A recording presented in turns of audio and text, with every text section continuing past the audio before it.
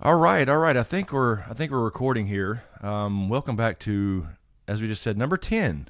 Number 10 of the SmokeScreen podcast. Double digits now. We tried to do this a couple weeks ago. We said in a couple podcasts. The first one we said at the end though, and then the last one we did on Bob Lazar. I was going to say Bob Laser. We said it at the beginning to ask us anything. We'd like to do one where we just answer random questions or whatever about our past, whatever, anything goes. And, right. And we did mention that, but we only got a couple. So I posted on Patreon. So we got a bunch of Patreon questions, and James has a couple, I think, he wrote down from the last YouTube version of the podcast. So that's what we're going to do. We're just going to answer some questions, just kind of a laid back, have fun, whatever comes up, comes up. So I know we got a shitload here on Patreon, and you got a couple there. So it's about time. I don't know where you want to start. I'll pull these up here. My double hernia operation. Yeah. So, I guess we'll just jump right in. Is there anything else we're going to say beforehand? I don't remember. I don't remember anything. I'm bad at this question shit about memories and stuff. I was going to say. Right. Yeah, he doesn't have any memories. I think somebody from Men in Black visited Chris sometime in his early 20s. Somebody flashed that fucking light, and I'm telling you, I don't have wild stories like James. I guess I do. They got to be jarred loose or something. I don't know. Well, hopefully, some of this will jar some loose. Yeah. So anyway, all right. So we'll start. I here. am awfully dramatic, though. So, yes. I'm like my memories and my stories. Like somebody else could tell it in like 2 sentences, and I'll tell You got every detail going on. Yeah, I don't know why. Drama queen over here. That's all it is, I think. I really think my brain sees things really dramatic, and something else that maybe somebody else wouldn't notice. I notice a lot about it. I don't know. Right. I don't know. I don't know what's happening. I've had, honestly, though, before we start, I've noticed the last really couple years, but really recently, and it's really bugging the shit out of me, I forget everything, man. I forget names and places and shit, and we were on YouTube for years talking about Game of Thrones. I'm forgetting character names and history. Yeah. I don't want to lose my brain, man. No, I don't. It's a nightmare to think. It's my word. I was gonna say, if somebody would ask that question, what's your scariest whatever? Yeah, that would be it. Losing my mind, and it's already happening. So, and it comes with age, losing memories and stuff. But it's a little early for us to start. Exactly. Yeah, so maybe go, get something. Some kind of they wouldn't do a brain scan. Well, it's like exactly. You're just having a conversation, and you'll forget a word that is normally in your vocabulary, and you'll think of it 20 minutes later. And so you kind of stumble around it with something else. Yeah, and you don't want to replace it with a fill in the blank word. I know what you're saying. That's what happens a lot. Is what I'm saying. And then you get frustrated. And you like the old me would have never done that, right? And then you start noticing other things. Yeah, and I do this for a living on YouTube, right? And this podcast now, and it's not good. So I don't know. I just need to get some more blood flow to my brain. I need to exercise more, so that's going to happen. But you do remember every detail of when you were working on that propulsion system in S4, right? Absolutely. Okay. You can't forget shit like that. I mean, that's just double checking. You're my golden goose. Don't forget that shit. That's right. Okay, so we'll start here on Patreon. And by the way, if you're listening to this on YouTube, all the links will be to everything in the description below. But we also have this available on every major platform: Podbean, SoundCloud, iTunes, Google Play. I said SoundCloud. What's the other one? I forgot. See, I can't remember. What's the other one? Yeah, you used to have. I used to rattle them off. So anyway, all major platforms it's available. So if you're listening on there, drop us a review. Be appreciated. Indeed. Get it out there. Lord Kev here on Patreon says, and this we already know what's going down right here. Does pineapple belong on pizza? It's funny you ask that. There's two right here from Lord Kev that me and James have complete opposite. Totally opposite. I right now I work at Pizza Hut again. Chris and I met at Pizza Hut actually back in the day. We went to high school together, didn't know one another, but we started working together at Pizza Hut. So yeah, we've had this discussion many times. Yes, and I absolutely love pineapple pineapple on pizza.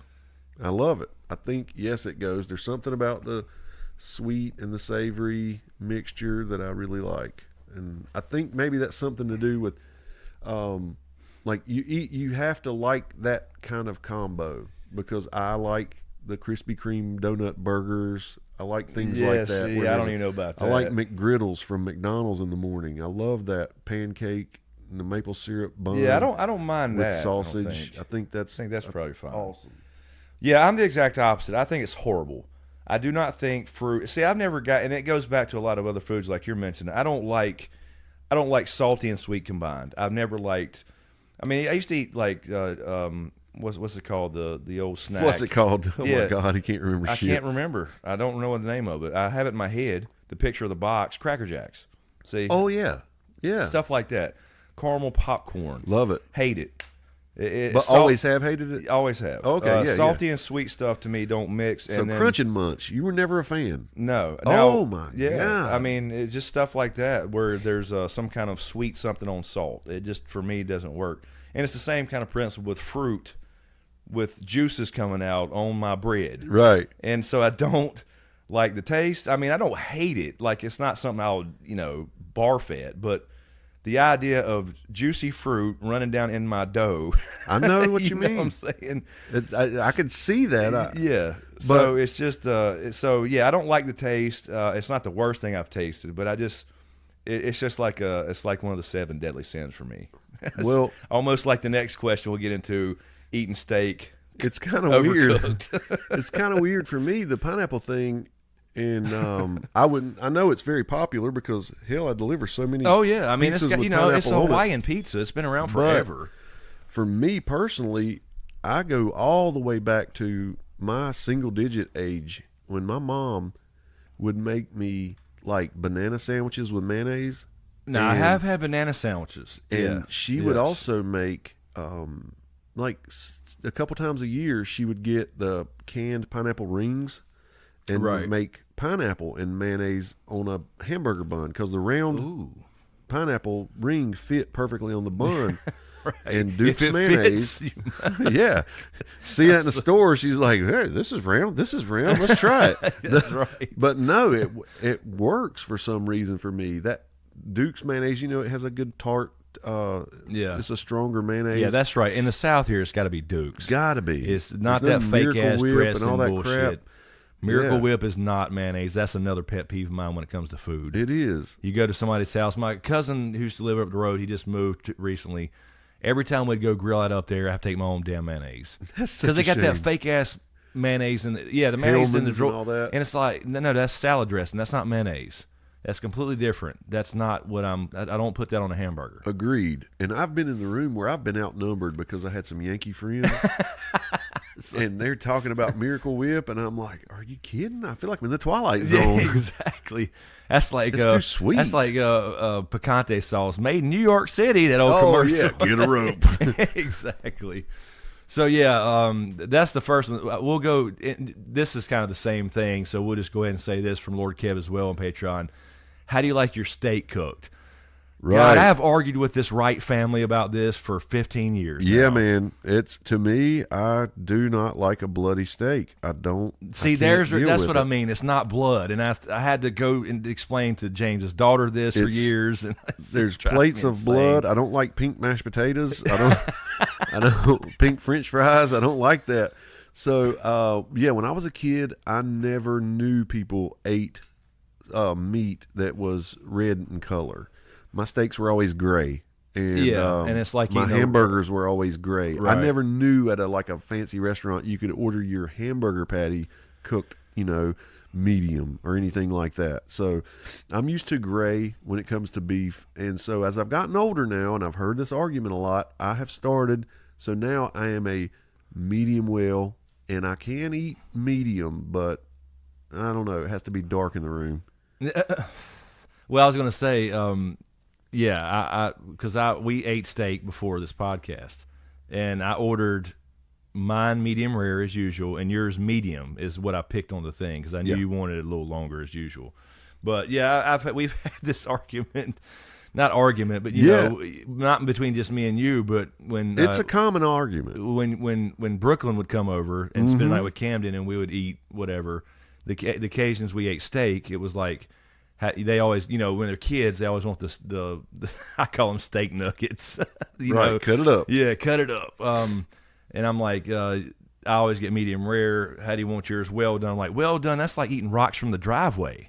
It's just hard, no taste. There's no juice and flavor. Right, but I love that flavor. There is a flavor there that you get used to. I guess you get used to anything. Yeah, you when you think of a steak, you have a taste in your brain. You picture. You know, we do too. It's just different.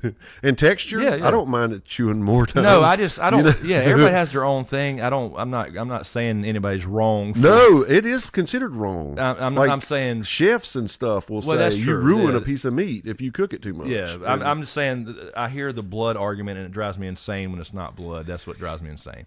And the plus, I can't do this. I cannot take a piece of meat off of a grill and let it rest. I'm always too anxious to eat it. Yeah, you got to. Yeah, that's. I can't do that. And I used to not care about shit like that, but you know, I mean, I grill occasionally, and I started doing all that stuff where you lay it out for 20 minutes, room temperature, and I'll usually do a rub or something like that, right, or something quick and easy, depending on what's going on. And then, because I rarely soak it in anything. I rarely do like a what do you call it? A marinade? A marinade. Yeah, I'm a rub man too. So yeah, I rarely do that, but the whole thing where you know, room temperature, throw it on the grill a minute, flip it, sear it, and then you let it cook a couple more minutes, maybe 1 or 2 minutes on each side. That's it. And then let it sit there for 10 minutes. And it really does. You don't think so, but it makes a huge difference. But again, that depends on the cut of meat. And it's supposed to seal in all these juices and stuff. Yep. Like if you cut it too soon, it'll all, you know, run out. But yeah, I don't know if it's being. Yeah, there's definitely a science behind it for sure. So anyway, that was a long answer to a short question. But medium rare. It's just funny he asked those two. Exactly, because we've had these discussions so much.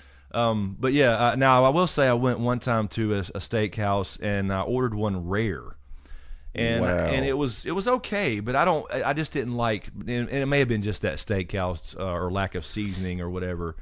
Because I like Logan's. That's my favorite, like from a restaurant. Yeah, Logan's makes great steaks. Yeah, their seasoning. They put it's that big ass sea salt on there too, and that's just, you know, simpler the better, really, for me. This reminded me.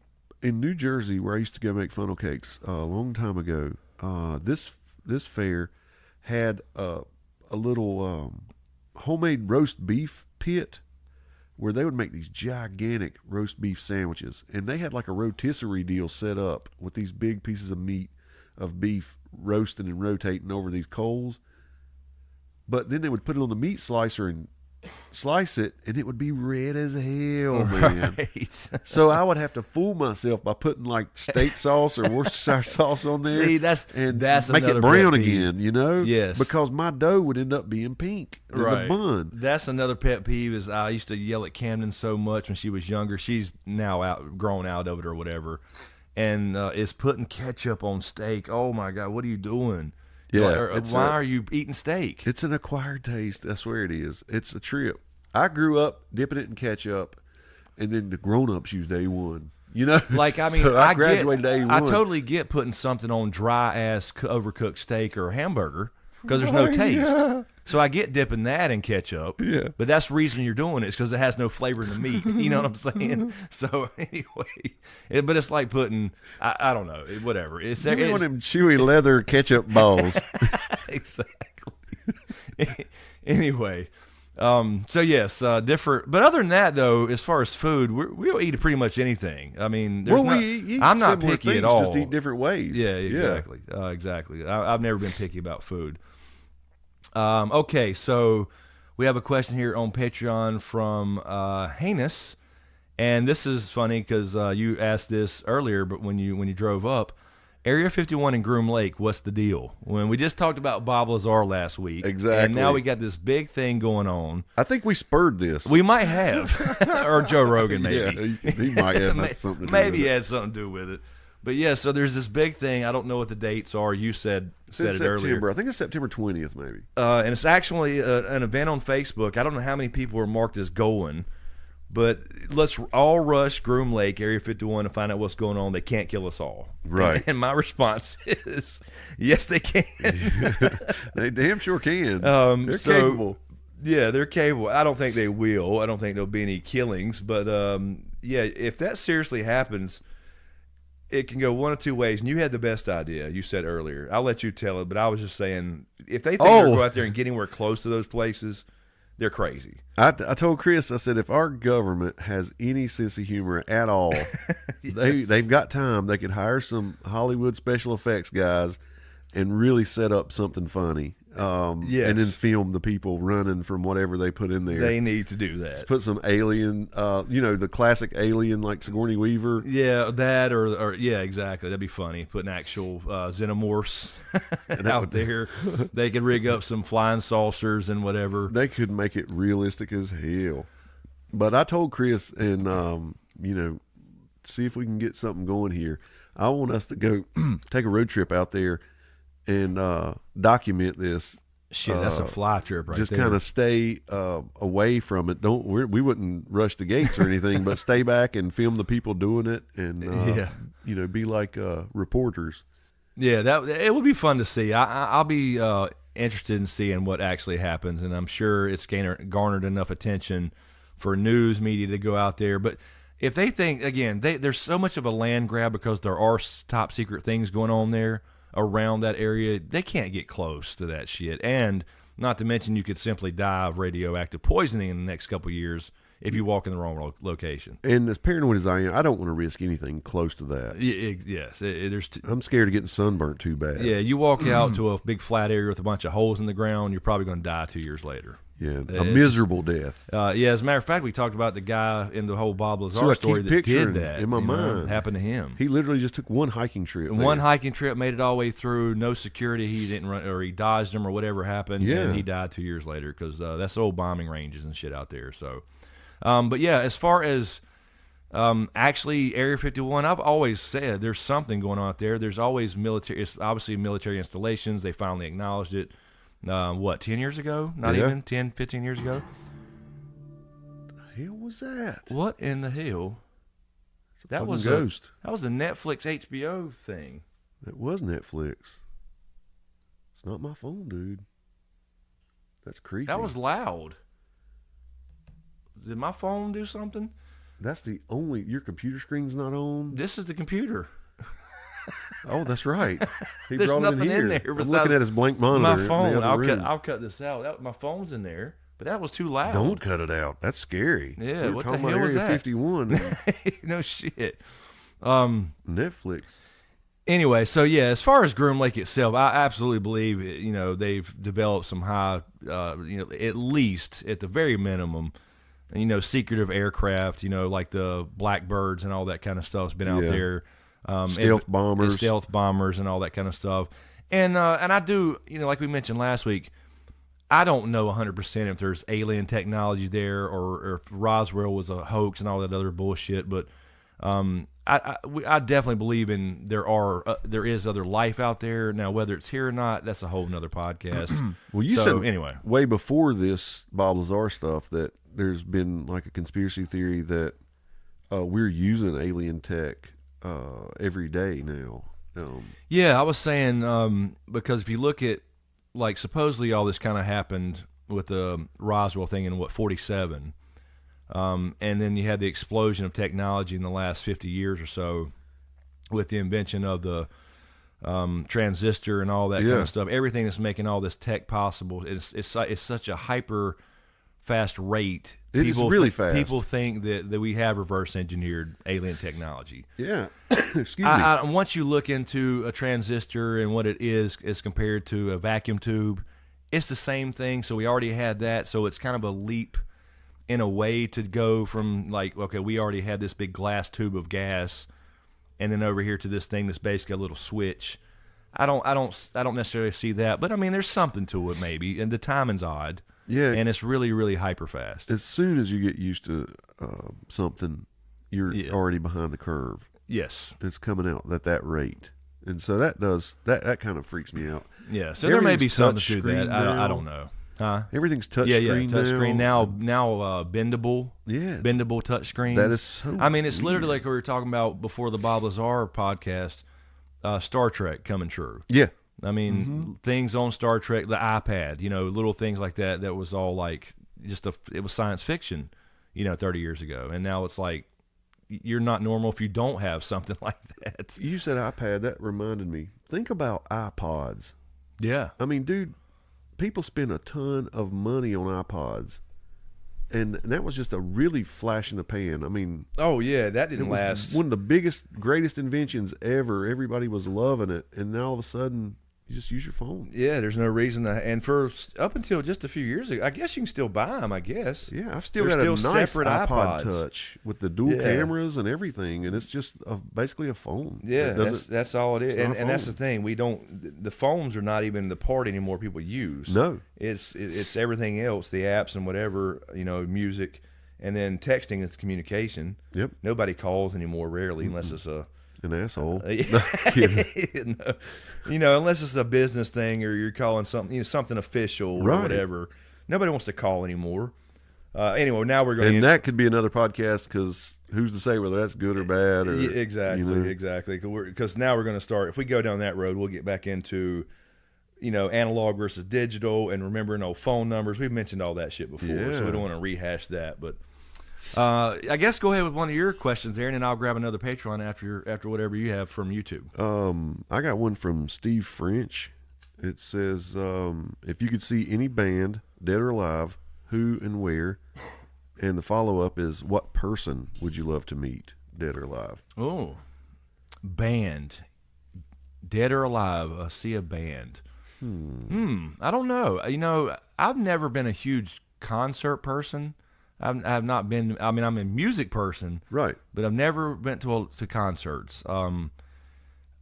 I don't know. That's a Yeah. hard. You have Honestly, I'm believe it or not, I've been to some great concerts, but I'm not a concert person either. There are people who just cannot wait. yeah, As I've soon as never- concert tours are announced, they'll book their tickets and Yes. stuff and can't wait. I'm not. It's just for me, it's not my dislike of seeing a band live because I would love that. It's the giant crowd and the heat and the prices of everything. Yes, and exactly. It's just the parking and all that. I don't dig all that hubbub that goes along with it. I don't either, and that's the thing. I don't like giant crowds, honestly. Yeah. So that's the one thing. I took my daughter to one in Charlotte here recently, or not recently, but more recently. But before that, I can't remember the last time I went to a concert. Besides, there's been a couple little local things where there's little live music or whatever.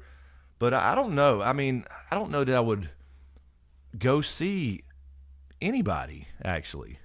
And I mean, I would like to see Metallica live, probably. right. Or when it goes over, if we're flipping over to my other genre, hip hop, I'd like to see Tupac Right. when he was still going. But I don't know. And we had this talk not long ago about, with that hologram they did of Tupac, you about Yes. can see anybody whether they're dead or alive. That's true, and apparently now they've done Easy, and I think that was what place was that? The Coachella? No, not Coachella. It was some place in Vegas, right? Yeah, I'm not believe it's sure, but that video I watched with Snoop and Tupac rapping together. Yes, doing If you guys have not seen that, America's Most Wanted. dude, Yes. go look at that YouTube video that somebody filmed. It of course it looks a little odd, but it's close enough, dude. It's mean, crazy. It's They're crazy. almost There's interacting on stage. It is. It's an actual. That again. Back to Star Trek. That's Star Trek holodeck Yeah, shit right there. it It's getting is. there. It's getting to that point. But for But me, yeah, I don't know. I I'm don't a know. huge. My favorite band is of all time is Fleetwood Mac, of course, and I love Led Zeppelin, and of course I could see Fleetwood Mac now. Not the lineup I would like to see, but I could see them. They still tour sometimes. But if I could, I would go back and see Led Zeppelin, before Bonham died, and see them in their heyday, in their prime. I think that would probably be the one I would pick. Now, Yeah, the next I don't part know. is I would go to a few things probably but like I said, it's just the big ones. I like that to see already Elvis. Elvis Presley. I was going to say That while would we're on be the a good music one. thing, Do you like? I know I'm in the minority here. I've never liked the Beatles at all. That's funny you ask, because this is how I answer that every time.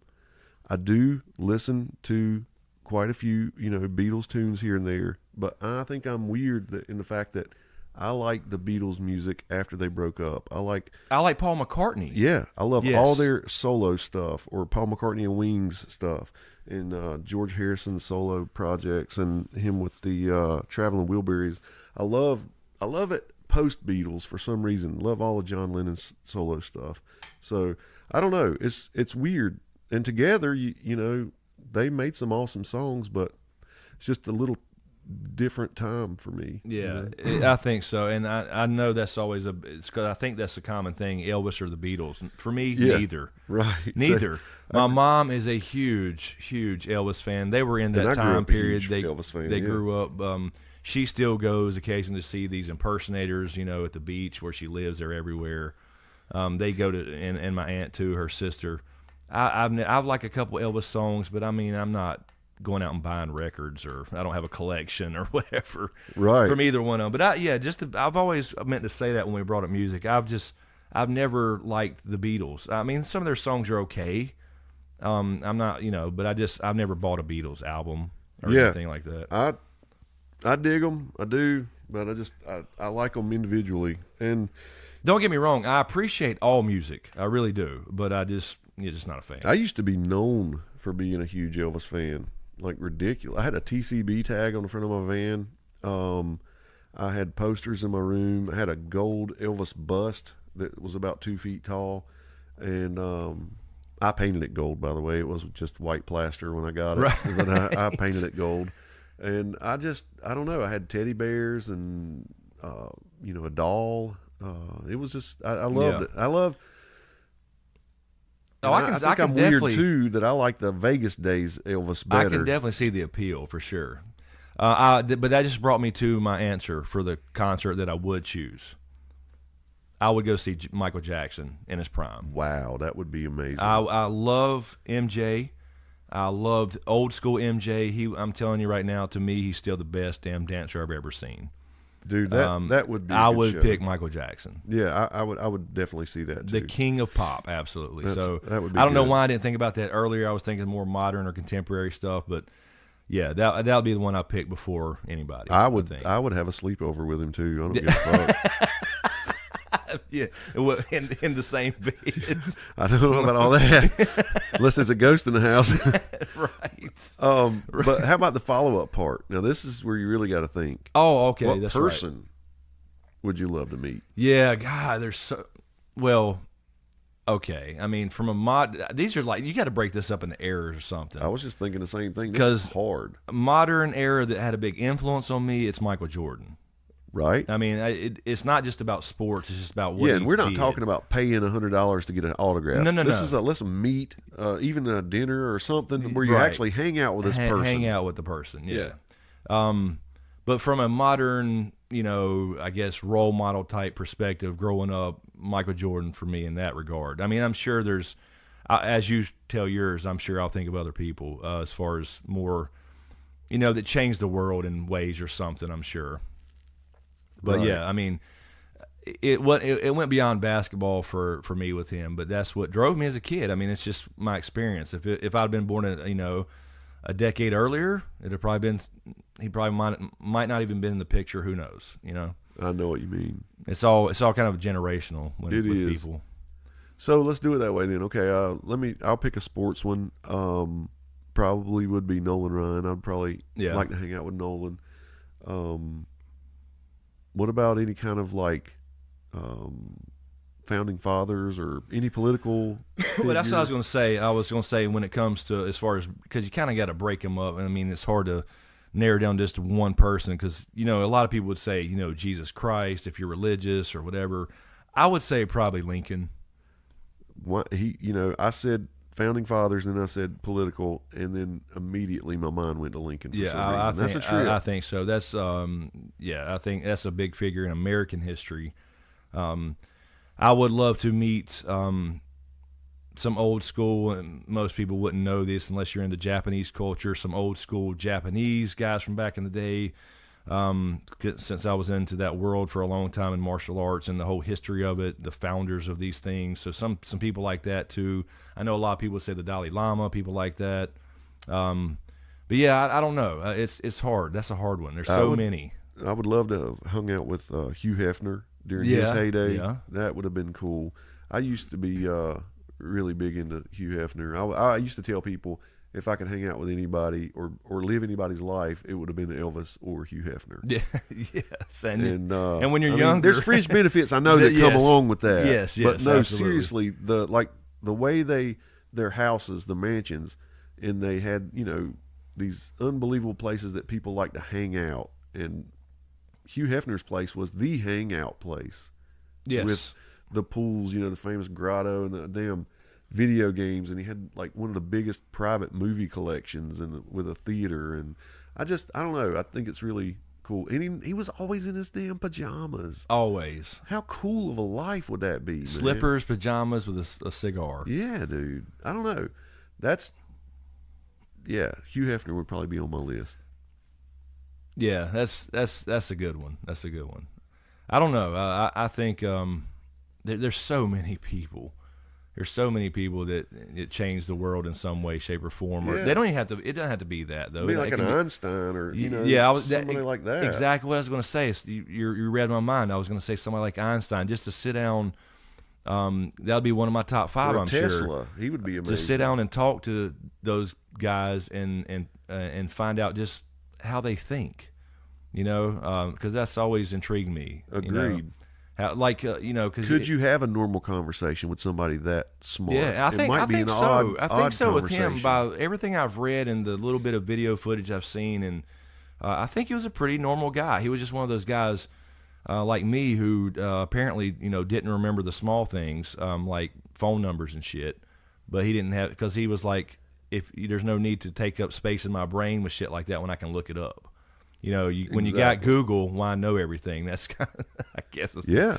But yeah, Einstein is just to sit down and have a conversation, because think about, we have the relativity and general relativity and all that stuff based off just thought experiments. He sat around, looked out the window, saw something that triggered something in his brain, and he had this what if scenario, and that's what led us to the biggest by far so far.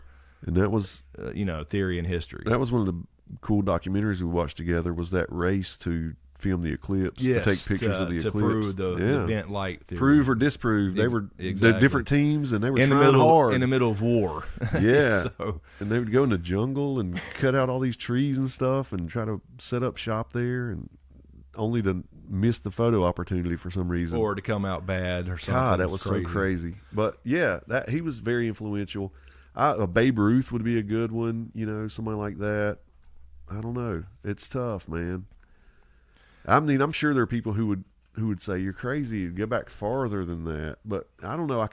I wouldn't want to go back too awful far. I don't believe. Yeah, I like to for going back that far.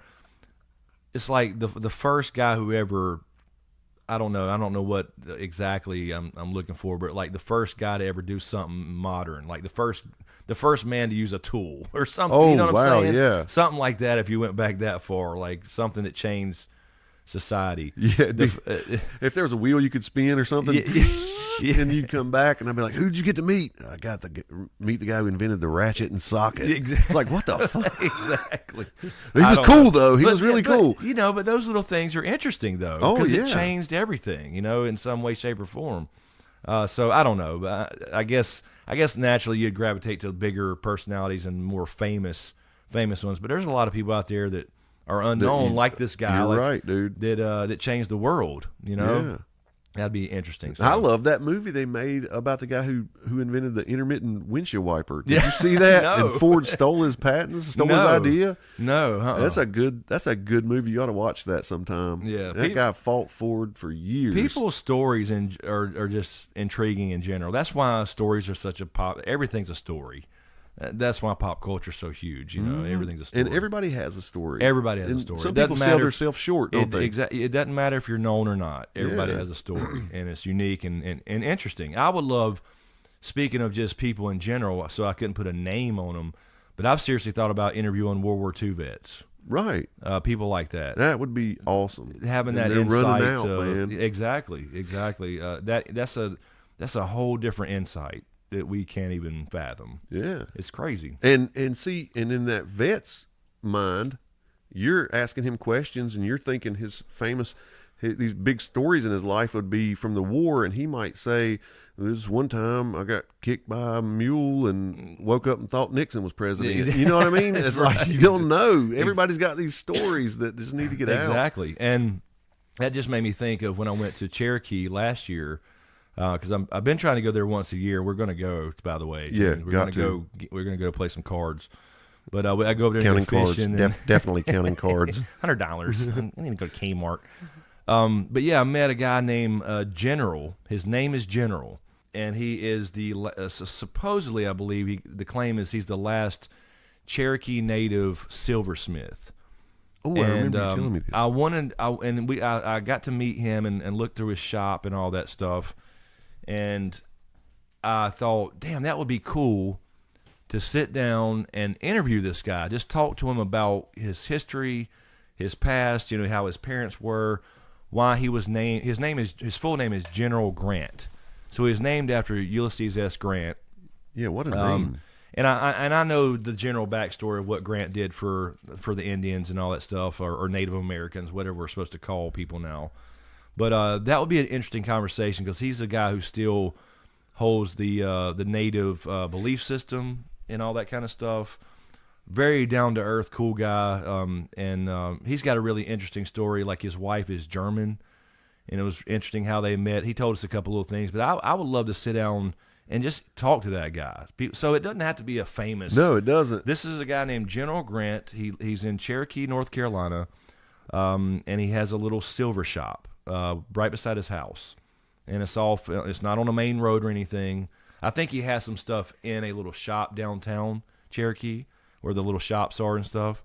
But he has his main shop where he actually puts all this together. Really cool. Awesome. I bought a little necklace. It's got a buffalo tooth. I love it. And that's supposed to bring luck and healing. So it's all kinds of cool stuff and stories for behind all that stuff. You should really think about doing that. I'd love to. People, I personally would love that.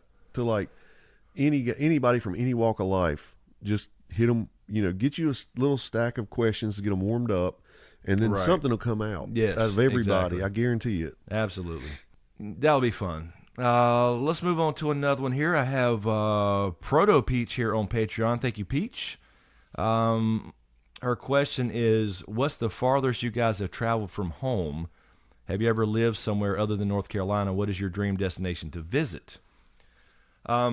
I'll start. The farthest I've been as far as just traveling has been San Francisco. I've never been out of the country, technically. Right. I did go there for a week for work, so not a big deal, but that's the farthest I've been as far as, it's farther than me. 3,000 miles across the country. Hung out there a week, and I was there alone when I was at work, so I would get off work a little early just because I kind of could. And I was in San Francisco, so I wanted to go. I hung around Fisherman's Wharf, and I told you before, I want to go see Alcatraz. So I was like, I left work a day early, and I'm like, I'm going to see Alcatraz tonight. They have these night tours. That would be cool as hell. Yeah, it would got be. there at night. No, you gotta register 6 months in advance.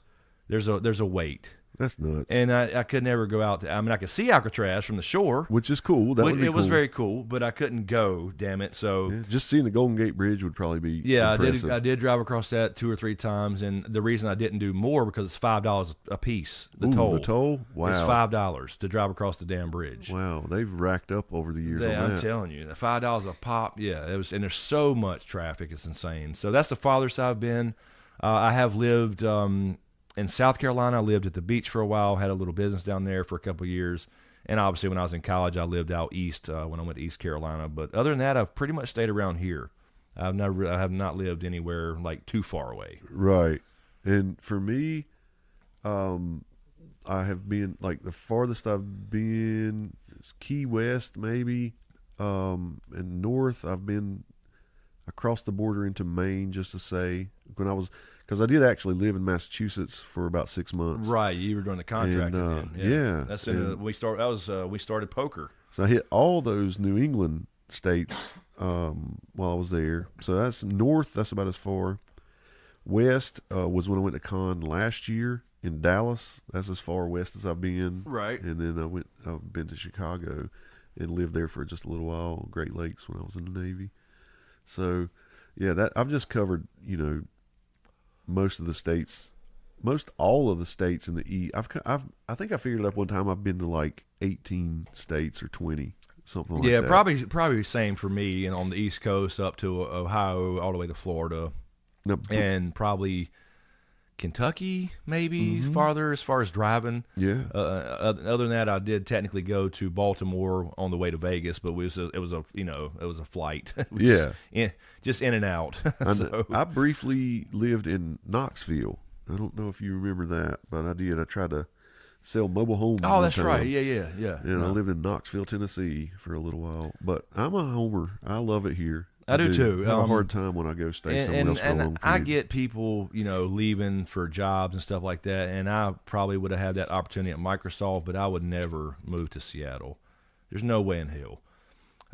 But North Carolina is unique, and I should say some of the eastern states, because we have literally 3-4 hours to the east. We have beaches, and you drive 2 hours to the west, and you have mountains, and rolling hills in between, so it's unique. I don't think I would live any other. We have all place. 4 seasons. Yes, clearly defined seasons. I mean, sometimes they kind of blend together. Feel like they fly, but yes, but for the most part, yeah. But the last part of this question that Peach is asking, dream destination. I think I mentioned this before. Mine will be an odd place called Mount Tagakure in Japan. Now it's not. It's old Tagakure. It's old Iga, which is an old province. Now it's near modern Tokyo, and it's where the ninja started. The martial art I studied, and the origin story of the ninja there. And we have a place here in North Carolina called Shin Tagakure, which means heart of, or spirit of Tagakure, which is the same elevation, the same foliage, and all that kind of stuff. Where we had a place we went every year for training. It's where I got my black belts and all that kind of stuff, as I told you that before. But I want to go to the original, because there's still areas out there where people still live the old lifestyle. If you've ever seen The Last Samurai, that's a pretty accurate depiction for a movie. There's still some villages and farms like that. Yeah, I'd like to see something like that. So that would be me, old Iga, Japan, for a dream destination. It's not some fucking beach somewhere with white sand. I would love that probably. But not as much as mountains. So for me, it's about the history. You know what I mean? Right. I don't have like one, because I haven't traveled much. I think I would just like to maybe rent an RV and do a road trip around the United States and see the Grand Canyon. Yes. Go see the Redwood Forest. I definitely want to go to Yellowstone. Yeah, I'd love, Yellowstone, and just, I'd like to go to that Four Corners place where you can lay down and be in 4 states at one time and get a picture. That's cool. I'd like to do that. There's just a lot of things I'd like to see in Niagara Falls. I agree. I was going to say I've always wanted to do that. My mom did that years ago, and I couldn't go because of work. And she took my daughter when she was young, and they took a road trip from here and went to Yellowstone all the way up to, I think it was Glacier National Park, which is on the border of Canada, out west in Montana, I believe. Somewhere like that, I believe. And they went this whole trip and it took them 2 months, and I was wanting to go so bad. But I've always wanted to drive around in an RV and just visit everything here. So that would be another awesome trip. For me, to top it off,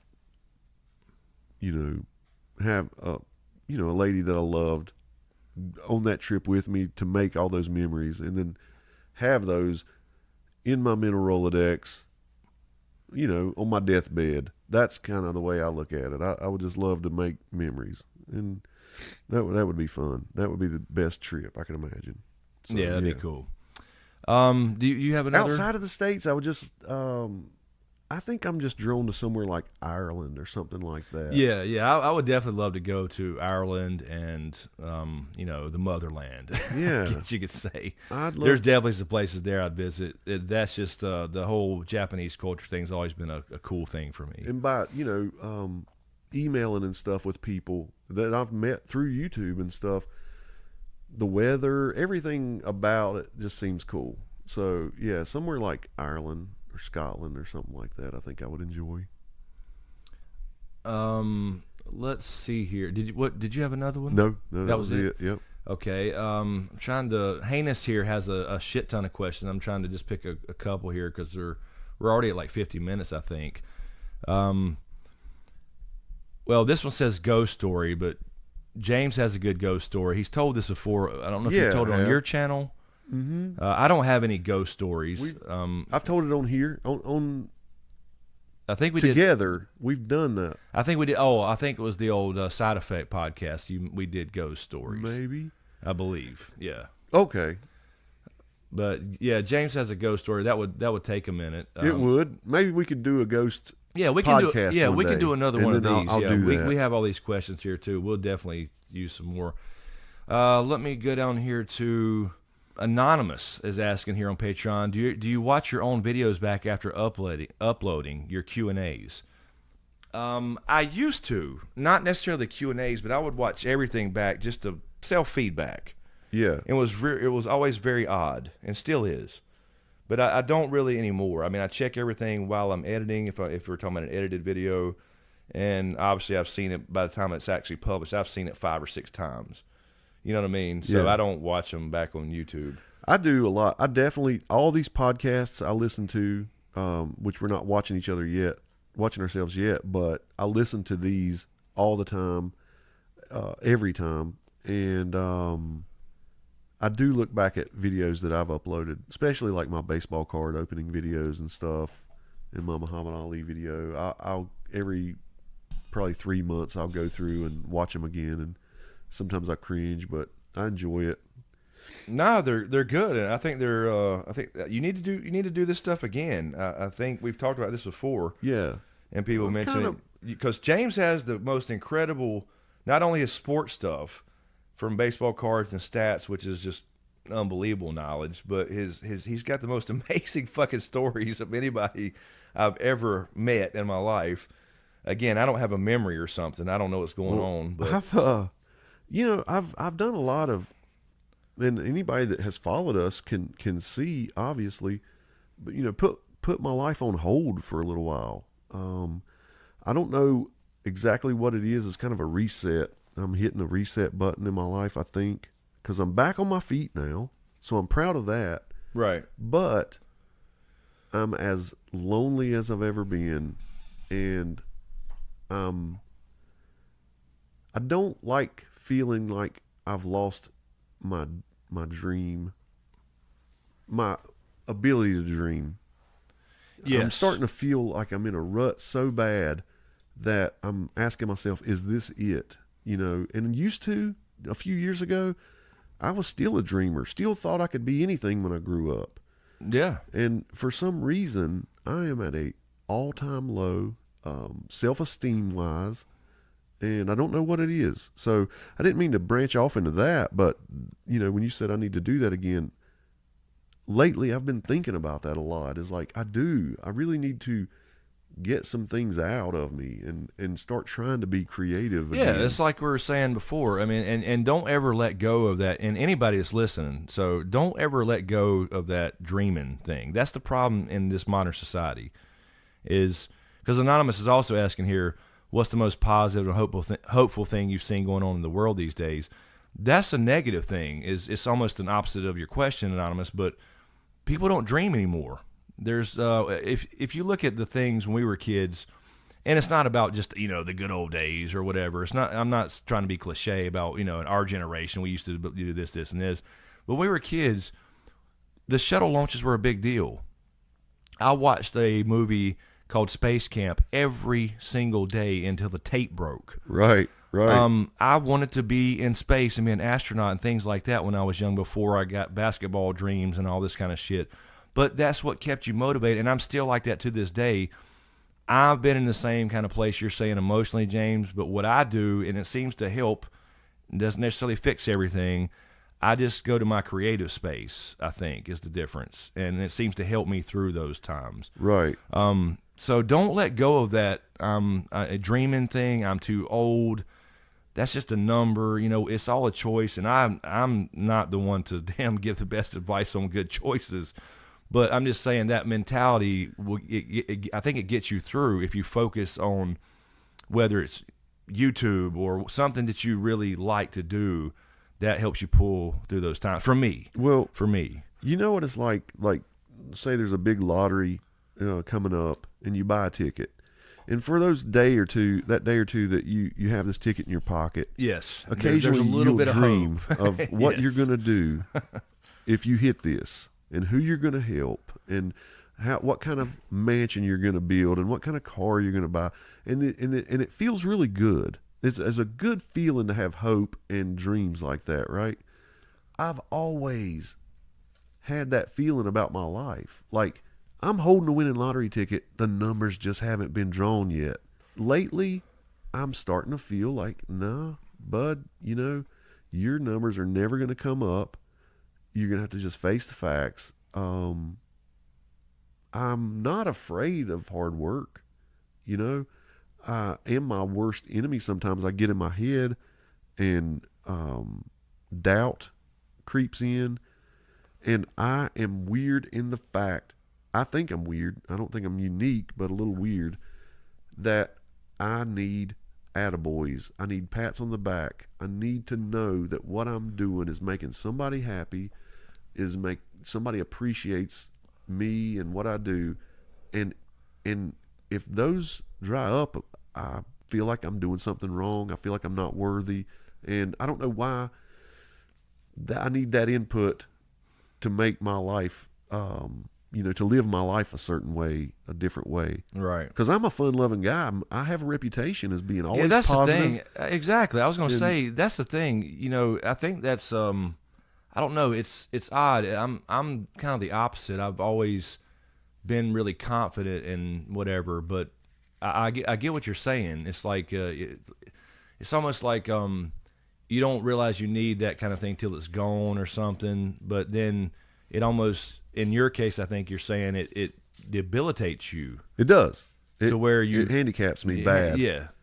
And so I don't know. I would, that whole thing, and it sounds so cliche. I don't know if we got into a therapy session somehow. Right, I'm not sure how. But yeah, I think strength comes from within in some way, and it's not this external shit of who's patting you on the back and who's telling you this or that or whatever. See, I can tell myself all this. Really. I do. I watch Yeah. so many self-help videos you wouldn't believe. And this crosses over into like my love life. So like if my partner doesn't validate certain things, say, hey, I really appreciate what you did or said or whatever, or, I think about you all the time, or I need these positive things. And if they would come, I could climb Mount Everest. But if they don't, I'm like, what's wrong with me? What am I doing wrong? They can't see how special I am, or how I think I am. Right. And then when it doesn't come long enough, you start thinking, maybe I'm wrong. Maybe I'm not special. Maybe I have this skewed view of myself, and I shouldn't expect somebody to pat me on the back because I'm not worthy of a pat on the back. So it screws me up. I play all these different scenarios in my head, and I can drive myself crazy sometimes. Yeah, I guess that's my thing. I don't think it's not that you or anybody's not worthy. I just don't expect it. I just don't think it's realistic. Mm-hmm. You know what I mean? Because I give kudos to world. people. I do. I pat people on the back. If somebody does a good job, I tell them.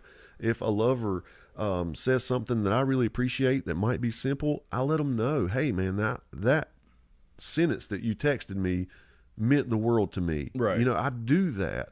So in kind, I feel like I should, it should be reciprocated, but not everybody's wired the same. Right. So it's tough, I don't know. I didn't mean to go off on that, but I have been in a funk, and that has a lot to do with it. Is just feeling like I'm losing my dream. I had all these big plans, and I guess talking about taking that trip kind of got me thinking this way. No, I get what you're saying, and the thing is I'm, you're an old school romantic like that. After all the conversations we've had, and I am at heart. My problem is the last, I don't know, 6 years now. I've really, and I'm starting to loosen up more recently, but I've just iced up my soul. You know what I'm saying? Yeah. I just iced up, like ice up son. I picture just Steve thinking Smith. that, yeah. I picture Steve Smith saying that on this old interview. But I really had to put, I don't know, it was I guess a self-protection thing, a defense mechanism, whatever, where I had to ice up my heart for a long time. And it's really odd. So I recognize that at least, which is a good thing. Yeah. And I'm trying to chip away at that, because it was more about when I went through the personal thing with my ex and all that kind of stuff is what started it. Because before that, I was one of those classic romantics, and I still am at heart, like I said, I think, but it's just a matter of getting those, chipping that away. Because it started to permeate into other aspects of things where I'm over analytical and over this and that, and it for a while it really bothered me that it affected my daughter and I's relationship. Not horribly or anything. It was just I felt like there was some days or weeks or times when I was too distant, and so I've had recent conversation with her about those type of things, and there was a lot of shit going on, and this is when I started YouTube and all that pressure and trying to stay afloat and everything else. But so it was a combination thing. So, but no, yeah, I mean, it's I guess that is the first step, is to recognize these things. I don't know. Yeah, and honestly, like with YouTube, if I'm a kind of guy who likes attaboys and kudos, that's where you go get them. You do get them on YouTube. Absolutely. And every time I did put out a video and I would get a few comments that were really good. I mean, even something as simple as you have a nice smile or, great point. I mean, it doesn't matter. Good point. As long as it's like somebody pouring positivity into me, I don't know. And some comments are the opposite. They're horrible. Oh, yeah. Hey, you fat redneck, Right. But we can always monkey man them. Right. That's always fun, though. And so, because the positive by far in this community over the last 3 years has far outweighed those little comments. Yeah. Those because I used to really, when I started this, I was going to start doing a weekly video reading hate comments, because there were enough back then. Right. The redneck, the accent, you can't read, all this kind of shit, and I really actually enjoyed them because the positive by far outweighed those. You know what I mean? Yeah, and you would think that somebody like me who needs positivity to even get out of bed in the morning, I would be tore up by negative comments, but I'm not. I can laugh those off. There's something weird there. You would think that they would have the opposite effect, but they don't. They don't bother me as much as positive helps. And so I don't know. I know there are a lot of people rooting for me. There are people who reach out to me. There are people in this family, this YouTube community, reach out to me and check on me, at least I would say weekly. And that makes me feel really good. And those people get me, and they know, that I need somebody to check on me from time to time. Because there's a weird point in your life when you raise your kids and they don't need you anymore. Yes. You have this really weird feeling, I want to be needed. Right. I want somebody to want me. I want somebody to need me. And your kids don't need you anymore, and you're like, what's my purpose? Right. Yeah, I think that's anybody that's had kids that's now are empty nesters. I'm not quite, my daughter's 18, so I'm pretty much there, but yeah, she don't need me anymore. She doesn't. She doesn't. So yeah, she could get married tomorrow. Yeah, right. And all of a sudden there's another by God, dude, she's not, but she could. That's right. And so the not having somebody to bounce things off of. I know we got this. This is going long, but how about this? Just leaving here, just moving out of here. Yes. And not having somebody to say, man, I had a shitty day. And somebody say, what happened? And let you get that off your chest. Right. You don't realize how important that is. Yeah. And then instead, what you do is you have a shitty day and you go home and you dwell on that shitty day. You can't vent it and get that pressure off of you and bitch about it. You don't have anybody to bitch about it. There's no sounding board there. People take that for granted. They don't realize it. So, yeah, reach out to your friends, man. You never know. They might need somebody to yeah, and I think all this kind of stuff, especially what we're saying coming from, 40-something men at least. That whole midlife crisis thing it's the class. I guess that's what it is. Yeah, right. I think so. Where you start because it's a joke when you're younger. It is. It's a joke, but it's legit, and it's not a crisis as much as it is just change. Because like you said, your kids don't really need you. I mean, they do in a sense, because I still call my mom for advice. I'm 40 fucking, of course, but 4 years old. Daily. But daily, yes. Yeah. They don't need you. Right. You're not feeding them anymore and whatever. Yeah. But but that's why like I said, I think that's why people start, the good thing about that is you have that time now to do things you never could before, that you had to sacrifice for 18 years or more. That's right. So in my case, I try to pour it into creativity, and I'm doing this book thing now. I actually did the first video on it yesterday. I liked it. Something completely different from my channel, but I'm really excited about it. So I'm trying to look, and this is where like you said, the traveling earlier comes in, the traveling and the time. So people start buying the things they always wanted, they couldn't, they sacrificed for their kids or whatever.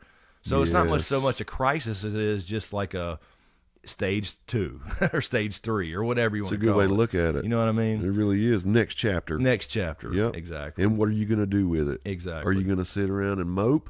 Right. Or are you going to pull yourself up by the bootstraps? Are you going to say, I'm too old, I'm too old or whatever. I'm already at this age, that the best days are behind me. Because my God, if you want somebody to be attracted to you, they're not going to be attracted to mopey. No. So they're attracted to confidence. Right. Exactly. All right, we'll do one quick one, really quick, and we'll wrap this up. We're probably a little long here, but that's cool. It doesn't matter. Enjoy it. This will be a quick one just for fun, because that was cool though. We went to a therapy session somehow. Yeah, I enjoyed it. But that's good. This is what we intended to do, because I don't know how many people listen to this podcast as compared to the old live streams and YouTube, Game of Thrones stuff. But there's a lot of people that have always asked us this kind of stuff in live streams. And that's why I want to do it. So here's one from Heinous on Patreon as well. And by the way, guys, I see a lot of other ones here. We'll do more of these. Sure. So, yeah, we'll do more of these. So I didn't skip anybody. I picked a few questions from each person. Heinous is asking, have you or James ever had a mullet or a rat tail? I've had a mullet. Yeah. Now, that was I was young. I still have the picture somewhere. My mom does. I've had both. I never had a rat tail, but I wanted to. I never did it though. I don't know why or what stopped me. The trick was just grow your mullet out and then cut it into a rat tail. But I never did. I don't think I had control back then. The funny thing is when we had mullets, they weren't called mullets. No, they were not. It was just a spike. Yeah, it was a spike, and then it had long hair in the back, and everybody had it. And then all of a sudden, somebody named it, and it became like Nickelback. It apparently. I don't get it either. But yeah, that was normal here. Yeah, I remember the pictures. I was when I was playing Y basketball. I had a mullet then, and I had the old red Converse. Oh yeah, and it was just called a spike then. You got a spike. Yep. And your hair was just naturally long in the back in the 70s and 80s. So I mean, it's just the way it was.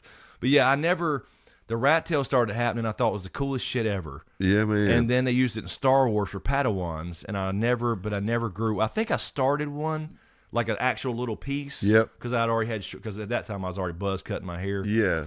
And I think I was like, yeah, I'm not gonna do this. Yeah. I'm at that time probably too old. The crazy thing is, I remember my senior year. I went into my senior year with long ass hair all over my head, because I was in the hood crowd. And on a whim, me and Chris said, let's do a rat tail again. They've been out of style for so long. Not me, Chris. No, other different Chris. Yeah. And we both had really, really long hair, and we came into school the next day with that mid 80s rat tail and spike on top, and it was like instant regret. But mine, when I did that one that night, when I did that one, it was long like the Padawan, like you're talking about. I could lay it over my shoulder, hanging over your shoulder. Yeah, and it was braided. Yeah, but that was wow, because you can't just grow back that hair. I think when I met you still had long hair driving the van. Yep, so I did. I grew it back. That was after that. That's why I always y'all have heard me say this before, but I've always not made fun of, but said James looked like James Hetfield from Metallica, because literally looked just like him when he was younger with long hair. He looked just like, if he would have had the same beard cut, I know, or goatee and beard, whatever combination he had at the time, he could have literally walked through a place with a Metallica shirt on and signed autographs. Yeah, it was crazy for some reason. Something about the nose and everything. Yeah, everything just was a match. Anyway, so that was I miss my long hair. That's something else that really bothers me about getting older. You know, Mother Nature took that privilege away from me. My hairstyles are very limited now. Right. You basically got bad genetics. You basically have Lobot from Star Wars. Yeah, exactly. That's what I could have. And that's funny when I've been, for some of you that remember, I've been learning shittily, but shittily's a new word, by the way, guitar for the last couple months. I itch for long hair now, so I can bang my fucking head. Do it. Shit, I've thought about growing out on top and just shaving the sides like I used to. Yeah, I do. I do still have the option. Yes. It'd be crazy for me, but crazy look for me. Now, I could grow mine out, but it would be Gallagher. Yeah, that's right. Smashing watermelons. I mean, but I could have a ponytail again if I wanted to. I don't know. I want the whole package. I did that when I was younger. I had the quote-unquote skater haircut. I skated for years and had the, shaved on the sides and underneath. It was long on top, so it hung over your face. And I remember that. And then believe it or not, if people who've seen us on stream, for a little while, not too long, I had like tight braids. Oh yeah. That was just a thing me and an ex-girlfriend did one day, and I don't know what got into it. I believe I saw you, but yeah, it was it's not me, but it was just a thing. It was a phase. It was a phase. That's all it was. Anyway, and that's the fun part about telling your kids when there's fashions, they come and go so quickly. They have no idea. I still make fun of Camden because you buy into them wholeheartely, but you have no idea they'll be gone in a couple months. I make fun of her all the time. I still do to this day because they don't really believe. I don't think we've told them a million times that everything they've done in war, we did too. Yep. For the longest time they hated Crocs. Oh yeah. Two people I know that are good friends of mine that wear Crocs. That's you and a buddy named Mark. And y'all wore them for years, and they all made fun of them. And now, just a couple months back, they all had to have them. Yeah, the white ones. Oh yeah. So then they hated them before, but then it became a thing. And the crazy thing is they're so quick to jump on fads and stuff when the tattoo, conversations starts popping up when they're old enough to get tattoos. That's what we're having now. You're like, dude, think about it. Yes. Put some serious thought in this. I just had this conversation again yesterday. Like 6 years after you're dead, you'll still have this thing. Exactly. She walked in the other night. She may walk in any time, actually, but said same thing. Talking about this tattoo, I said, look, put some more thought into this. That's a cliche saying, and you want it on your forearm. That's not really a place for quotes. The common thing now, I think, is like ribs for girls, where they put quotes on the ribs and stuff. And they look good. Yeah, they do. What happens is when so many people do the same tattoo, same looking tattoo, yes, all of a sudden there's a backlash about it, which is like what happened with the tramp stamp. Exactly. So you have to at least go into it knowing that there's a chance that a couple years from now people are going to be making fun of people with rib tattoos. That's right. You never know. That's right. But I that's another thing too. We're talking about the getting older thing is, I've been doing a lot better off and on, but not consistent enough. Getting back into some kind of shape. I want to get tattoos again and start that up because I feel like I told you the other night, if I start a sleeve like I've always wanted to, because this one's just sitting here by itself. Right. I feel like that would make me want to work out more. And it would. I think it absolutely would. It really, really would. There's no doubt about it because you want to show it off. Yes. And, it's just part of it. You want to look good when And the artwork today is so gorgeous compared to when, I don't know. Yeah, I got my first one in 96, I think. I was raised then. I mean, in this age, I'd have some serious artwork. So I've been looking really not close, I guess you could say it, some Japanese samurai style starters. Yeah, I liked what you showed me. Yeah, that one was pretty cool. There's some more I found since then, but I'm thinking about it, and that'll lead me to maybe get more serious about getting back into shape. And you see me, I've been laying in a tanning bed like crazy, and that has the same effect you're talking about. It's like, well, I want to wear shorts and show off my legs now, but I want to work out too. Yes. You know, what if I do happen to be somewhere where now I'm not afraid to be sunburnt, so I take my shirt off. I don't want to look soft. So it does motivate you when you start doing these things. And that's one thing in this little, you know, really low spot I've been in, is I can go to, you know, Planet Fitness in the middle of the night. I have started going there regularly, at least 4 or 5 nights a week, and I have twice now walked the treadmill till it stops on its own. It shuts down after an hour. Oh, really? I have literally walked, and I watched like the Bob Lazar documentary, things like that. Right. And I'll walk it till it shuts down, and it makes me feel really good, you know, to do that. I'm not burning a ton of calories, but it's a start. That's just something. That's right. Excuse me. It's better than not moving, period. Yeah. Because right now, like I said, the most I'm doing is walking around the backyard, throwing the ball to Riddick, and he needs to be throwing it to me. So, but no, That's hilarious. The other week, I tried to get him to. That's a viral video. He can throw it. It just doesn't go but a foot or two. Yeah. But no, the other week, me and Dustin, my cousin, and his brother Zach, when he was in town, we did go play ball, and that's something I want to do a lot more of when it gets cooler. Because I can't stand heat. It makes me anxious. I just can't stand it right now. I liked it when you said you went to the driving range. Yeah, dude. we went to the driving range. I want to do that. We went and hiked out and did the gold panning for a day. Yeah. And I was still in pretty decent shape for for what I've been sitting around for 4 years. Well, you have a good gauge when you got a 19-year-old kid with you, and you can, if you hear them we huffing played and puffing, we played a not. long game of 3-way 21, and it was a long game because I kept purposely missing the 21st point to exercise longer. Exactly. So I shot about 6 purposely missed free throws so the game wouldn't end. And no, I felt good. And then we hiked down there, which is about probably 1.5 miles total, maybe, there and back. And then you're doing a lot of digging while you're there. It's a pretty good hike. Not a real hard trail, but there is a pretty hard hill. But the back stuff in the you have day, to carry, though. Yeah, you're carrying all that shit. You realize too. you carry down a lot of stuff.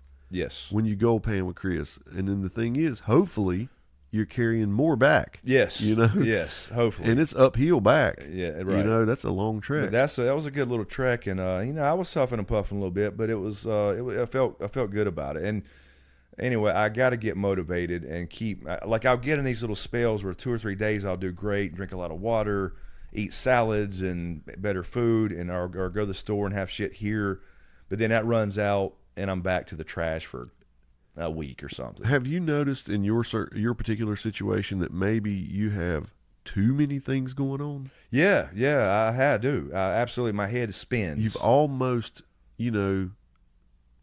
pieced yourself out. Like, I got to write for my book. I've got to do Twitch to stay relevant. I've got to YouTube to stay relevant. Sorry. I get those words mixed up sometimes, obviously. No, to stay relevant. I think you say relevant the first time. Okay, yeah, I think you did. But yeah, you got to do those things. So, right. So where do you fit in hours of working out? Exactly. That's it is. And then it's a slippery slope. Like I said, I'm sitting here at night when I'm done editing or whatever, then I'll practice guitar for 30 minutes or an hour, or I'll, so there's so many things I'm doing. When you do that, you're taking away from something else you could be doing. Exactly. You gotta balance it. Exactly. It's hard to do. And it's when you're a kid, everything's easy and you don't care. You're not thinking about any of that stuff, but it's hard to fucking do when you get old and have responsibilities and shit, but you got to make that time. Bottom line, you got to make it. You got to push something off to do something else. Period. And anyway, I guess that'll wrap it up. I think we're probably at I don't know here 1 hour and 15 minutes. Very cool. So that's not too bad. Not at all. And we got a few questions in there that led to some longer discussion. So we'll do more of these for sure. So, on YouTube, if you want to go to the comments on YouTube and drop a like and subscribe there if you don't mind.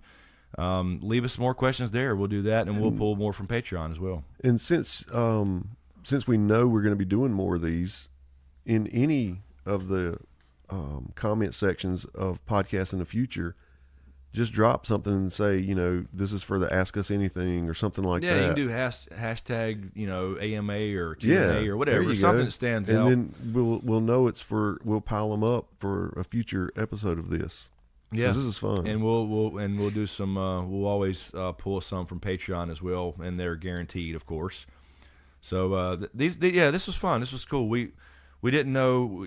I think we've both been a little funked the last couple of weeks, and we were going to record Tuesday on our normal day, and sit here for a while, just not feeling anything. There was nothing right we really had seen or watched, like a documentary to talk about or anything like that. So we went down every avenue, and by the time we were done, it was late as heck. It was late, and like tonight, we were going to live stream. It's normally our live stream Sunday, but then by the time we got figuring out what the hell we was going to do, and I posted this on Patreon, it was 11:30 or 12 or whatever it was. So too late to go live, because we'll do some of these podcasts live, and that's the other thing. Fun. Really quick. This moving thing for me is going to help in so many ways, and I'm just so frustrated that it's not moving forward fast enough for me. Right. And it's just, like I said, the city, I actually spoke to the builder yesterday or the day before, and he says it should be any time, but they're just giving me the runaround every day, same thing, small things, whatever. So he said any time. So once I see that going, I will feel so much better about having this set up properly. We'll have video on the podcast at some point there, a proper studio. It'll just be a new environment for me to take care of, something new and clean. I just need this change of environment. It's like I think a lot of people can relate to that. I would hope. I'm sure they can. So anyway, that will happen one way or the other. It's just taking a hell of a lot longer than it's supposed to. So then we'll have a proper setup. We'll add video to this. We'll have a proper little setup with a table. I can already kind of picture it in my head. Oh, hell yeah. And I'll have a proper streaming space for Twitch and for YouTube and all that kind of stuff too. So anyway, let us know what you think on the comments on YouTube. And again, if you're listening to this on iTunes, SoundCloud, Google Play, Podbean, or Spotify, leave us a little like or rating, whatever it is on that particular platform. Yes, we'd appreciate it. Please do. And we'll wrap it up. And this is fun. We'll do more. Yeah. So we'll just let this fade to black. Fade on it.